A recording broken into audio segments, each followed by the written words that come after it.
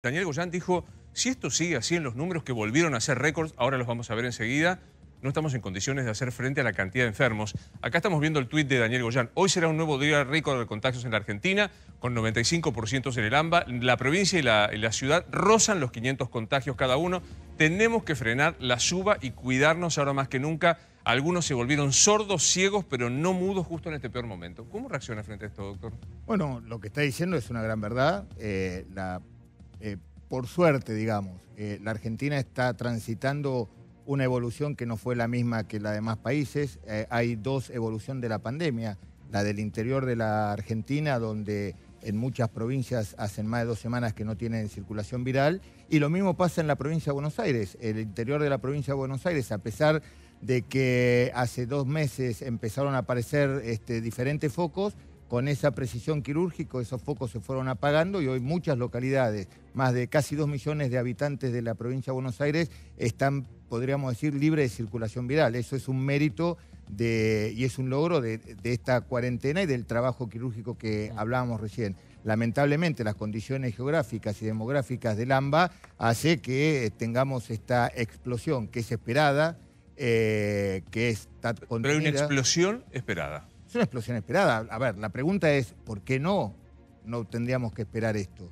A ver, esta es una pandemia que ha puesto de rodillas a todas las potencias mundiales y la pregunta es, ¿por qué no nosotros? Claro. La respuesta es, porque actuamos a tiempo, porque se actuó bien y porque hay responsabilidad social. Ahora, ¿esto alcanza? No, no alcanza. Y coincido plenamente con lo que ha dicho Paulino, yo creo que la cuarentena ha sido perforada. Y la cuarentena fue perforada, por sobre todas las cosas, por una acción política. La cuarentena, si no tiene un consenso político y no tiene una apropiación social, la cuarentena deja de ser cuarentena, porque no existe la cuarentena. Pero no entendí, ¿quién perforó políticamente la cuarentena? La oposición perfora. ¿Cambiemos perforó la cuarentena? Y perforó. Usted tiene por un lado, y aparte en esa hipocresía, ¿no? Por un lado nos sentamos a avalar las políticas del presidente y por el otro lado salimos el presidente del partido a decir que la cuarentena es un desastre, que eso no funciona, que hay que retomar las actividades normales. Eso es claramente un movimiento envolvente de pinza y que tiene un solo objetivo político, que es desgastar la cuarentena. Perdón, la reta es Cambiemos.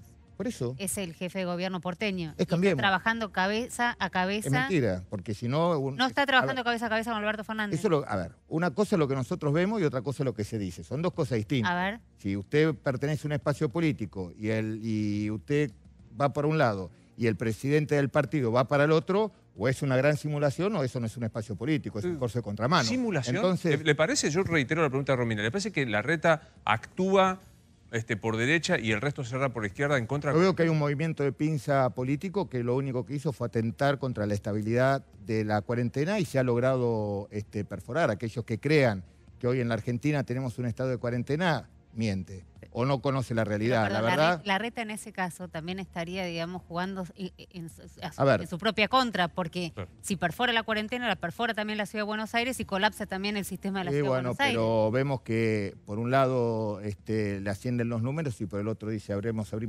O sea, hay una coherencia entre lo que dice la jefa de su espacio político y con lo que ellos hacen. Bueno, que es un poco lo que decía Camburián. A uno hay que juzgarlo. ¿Se terminó la cuarentena? A los dirigentes hay que juzgarlo por lo que hacen, no por lo que dicen. Ahora, se terminó la cuarentena, mire, la cuarentena es cuarentena si no es otra cosa. No hay diferentes tipos de cuarentena. La cuarentena, cuando usted tiene una enfermedad, una pandemia, que no tiene profilaxis y no tiene tratamiento, la única medida efectiva de 3.000 años para acá, de la peste bubónica en Venecia hasta acá, ha sido la cuarentena. Y la cuarentena es eso, cuarentena. Pregunta concreta. Cuarentena flexible, que vamos, que venimos. ¿Hay cuarentena o no hay cuarentena? No, no hay cuarentena. Hoy en la Argentina no hay cuarentena. Absolutamente, es lo que coincido plenamente. La cuarentena es cuarentena, tiene una definición. Digamos, la cuarentena con salidas, con dispersión, no es más cuarentena. Entonces, ahora lo que hay que ver es un panorama nuevo. Es una pandemia con una situación de salidas. Bueno, veremos cómo sucede. Yo coincido plenamente. Yo creo que la cuarentena además es un estado, primero, que no tiene un consenso político, ¿no? Lo que decíamos recién. Y después necesita una apropiación de la sociedad. La sociedad tiene que apropiarse de la cuarentena. Fíjese... 76 días. Pero espere, déjeme terminar. Por eso le digo, ¿qué pasa? Hay un sector de la población yo diría, no sé los números, pero un 20%, un cuarto, un quinto de la población que está en cuarentena estricta. Mi mamá, 84 años, hace 90 días, no 76, 90 días que está encerrada. Y como mi mamá, conozco mucha gente. Ahora, gran parte de la población no está en cuarentena, que voy al supermercado a comprar la leche, a la media hora voy a comprar el café, a la media hora voy a comprar el pan, a la media hora voy a comprar el shampoo, a la media hora voy a comprar la maquinita de afeitar. Eso no es cuarentena. Cuarentena es cuarentena, no existe cuarentena inteligente. Los primeros 15 días sí fueron cuarentena. Los primeros 15 días fueron cuarentena estricta, sí existió, y ahora tenemos que... Y además, nosotros estamos ante una disyuntiva. O nos gestiona la crisis el virus o la gestionamos nosotros. La cuarentena es una situación pasiva. ¿Sí? Una actitud pasiva ante el avance del virus. ¿Qué hacemos? Nos encerramos en mi casa y nos quedamos así esperando que no entre el virus. ¿Sí? Totalmente efectiva, 100%.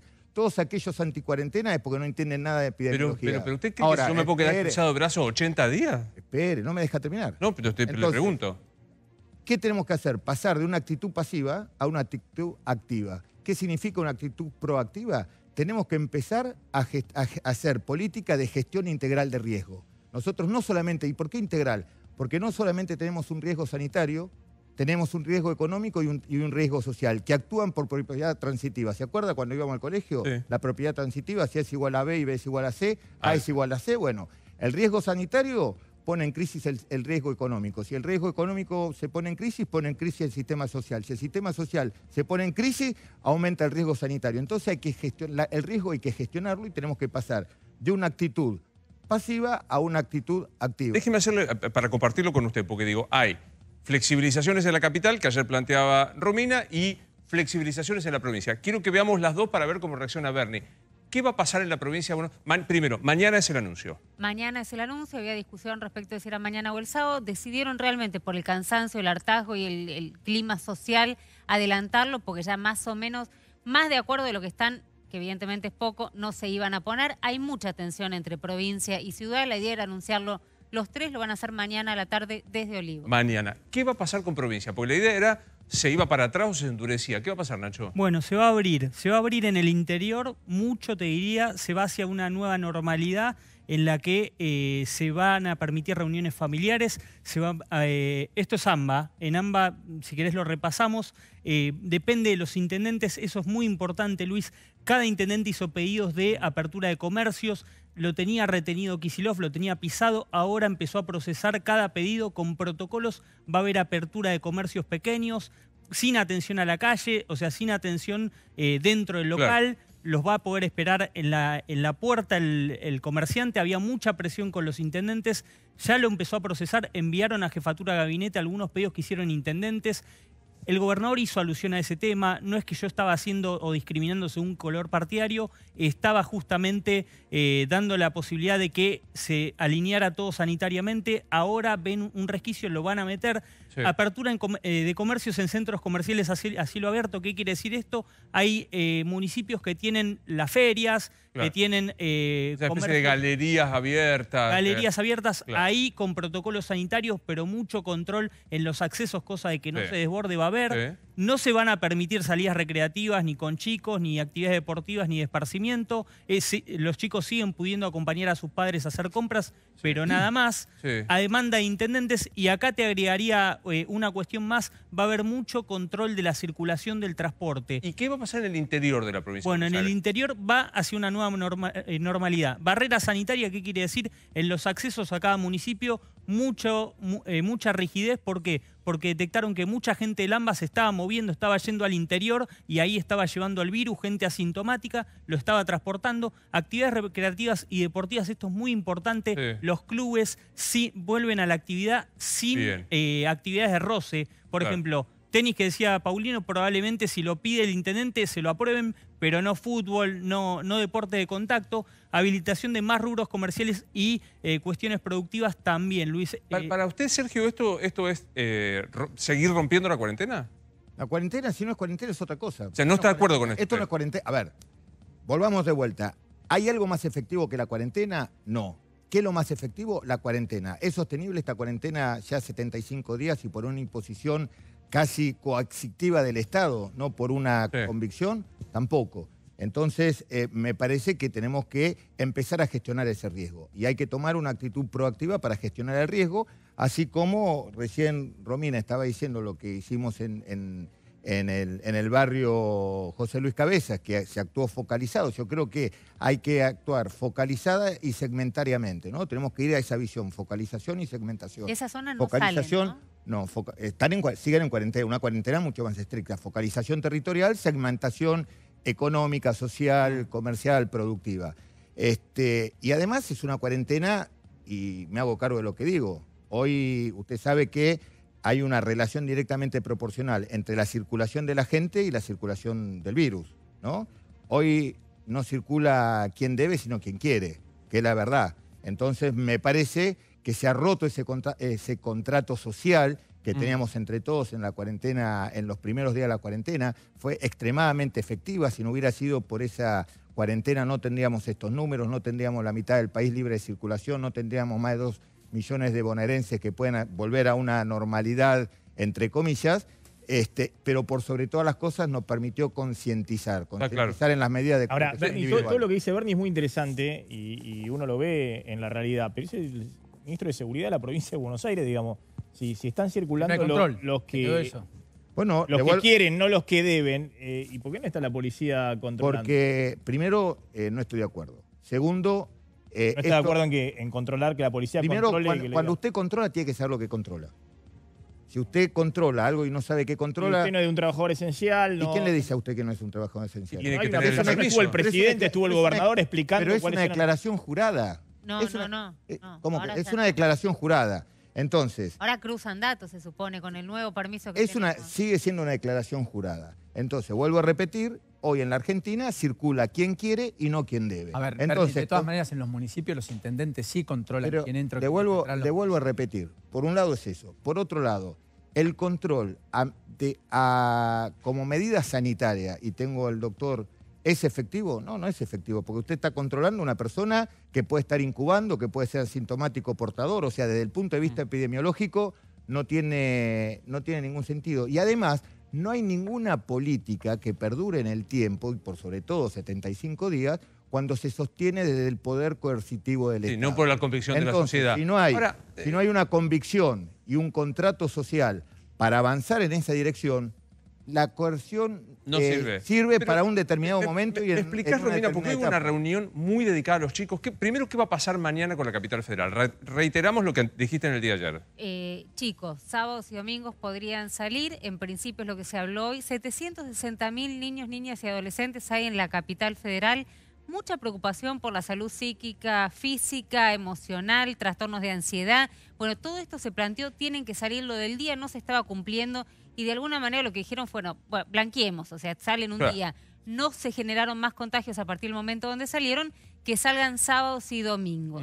Nuevas intervenciones en el espacio público, esto tiene que ver a ver si hay algún tipo de espacio, de lugar donde que no sean las plazas, que no sean, digamos, lugares donde se junten muchísimos, contactos, claro. pero que puedan verse con sus pares de alguna manera. Adaptación a los mensajes a los más chicos, algo que está faltando y es cierto, cada uno de los papás y mamás, y probablemente nos estén viendo, busca la manera de explicarle a los chicos lo que está pasando, que haya un mensaje directo y un cuarto factor que no es menor y que tiene que ser transmitido de una manera muy clara. Se empieza a hablar de la apertura de clases. ¿Se vienen las clases en Cava? No, de ninguna manera. ¿Pero por qué decidió esta mesa que, no sé si tenemos la foto, pero que vemos en Olivos, de todos los expertos que se te ocurran que trabajan con el tema niños, niñas, adolescentes, para darle, ahí la tenés, estaba Mirabelli, Vito, Velo, gente de la UNICEF. No, pero no están los empresarios, son estos. Estos son los empresarios. Sí, no importa, estaban todos. Estaban todos. ¿Por qué quieren hablar? Ahí está. Hablar de abrir escuelas, tenés a Santilli, Vélez, Larreta, Alberto Fernández, porque dice que a los chicos hay que darles un horizonte, que los chicos están muy mal. Me contás, y lo pregunto a la mesa, algo pasó. Yo tengo información de mi parte de que algo pasó para que del susto total... ¿Cómo le cae que los chicos salgan a...? Sábados y domingos. ¿A mí me pregunta? Sí. La verdad que no soy un experto en psicología infantil. Entiendo que si está recaliente con lo que pasa con la cuarentena. No, ¿por qué? Ustedes dijeron no existe más la cuarentena. Acá la gente lo hace a ver, Yo hago una descripción objetiva de lo que pasa. El doctor puede coincidir conmigo. Si hablamos de cuarentena, hablamos de cuarentena. Pero Bernie, una cosa... Esto es animales sueltos, si está usted, si está calvo, si está... Ahora, si en vez de estar usted, está otra persona, hay otro, ya no es más animales sueltos. Entonces, es un dato objetivo de la realidad. Después, si usted se quiere mentir, miéntase. Pero un dato la realidad es mentira que está caliente, ¿no? Bernie, un dato objetivo de la realidad es que no se puede tratar a la Argentina todo como tratamos al AMBA. Y usted mete a la Argentina en la misma bolsa. Está indignado con la cuarentena. Yo no estoy indignado. En todo el país. ¿Cómo voy a estar indignado? Y la flexibilización, y dice que tenemos que estar más encerrados, y es una situación del AMBA. Está totalmente equivocado. Primero, no estoy indignado. Yo soy apasionado cuando hablo. Punto número 1. Punto número 2, dije, el único tratamiento efectivo ante una pandemia es la cuarentena, no hay otro. ¿Estamos de acuerdo? Ahora, ¿esta cuarentena es sostenible? No. ¿Por qué? Porque está sostenida coercitivamente por la acción del Estado y no está concientizada a nivel social. Solamente un pequeño sector que sigue, y puse el ejemplo de mi mamá, y que además tiene un movimiento de pinza político para perforarla. Hay un sector que... Todo eso atenta contra el principio de cuarentena. Paulino. Dame datos de... objetivos respecto... Está Jorge Asís, ya detrás de cámara, enseguida vamos a estar en el mano a mano, como siempre, como todos los miércoles. Él usó por primera vez una expresión que hoy veo reproducida en muchos otros, sin citarlo, por supuesto, que es, para él, lo estoy citando, estoy cronicando, los muertos imaginarios con los que se amenazan, ¿no? Para insistir con la cuarentena. Enseguida charlo con Jorge Asís. Pero dame datos, Carlos, de lo que tiene que ver con camas ocupadas y lo que está pasando en la provincia de Buenos Aires, por favor. Bueno, hoy tenemos ya un 45% de camas ocupadas y fíjate cómo creció día a día, ¿no? Esto es provincia. Sí, y este crecimiento se está viendo todos los días, el doctor no me va a dejar mentir, que más allá de las camas ocupadas, porque esto es algo que no se ve, las terapias intensivas de la provincia de Buenos Aires en muchos hospitales, ocupar una cama de terapia intensiva te aísla 2 o 3 camas, porque no tenés un aislamiento correcto y adecuado. Digamos. No es lo mismo la salud de la provincia que la de la Ciudad de Buenos Aires, lo digo y lo insisto y lo afirmo y lo recontrafirmo. Y esto es riesgoso. Yo le quería preguntar al doctor Bernie, considerando esto que usted dice, con lo cual coincido, que el aislamiento ya, digamos, deja de ser un aislamiento y que definitivamente está perforado, y que hay que administrar el riesgo. Evidentemente el riesgo existe. También tenemos al ministro de Salud de la provincia que dice que el colapso es posible, que puede suceder. ¿Cómo se administra ese riesgo considerando que la autoridad habla también de colapso? ¿Cómo se administra? Evidentemente, hay que hacer cosas. Hay que hacer cosas donde el Estado tiene que reconvertir fundamentalmente muchos actores tenemos que reconvertir por sobre todas las cosas el transporte público y el uso del espacio público. Eso es trascendental y es fundamental, usted sabe y puede confirmarlo, y me parece que desde allí empezar, como decíamos recién, políticas focalizadas y segmentadas. No hay acá, hasta tanto no tengamos un tratamiento efectivo o una vacuna eficiente, no hay nada desde Galeno para acá.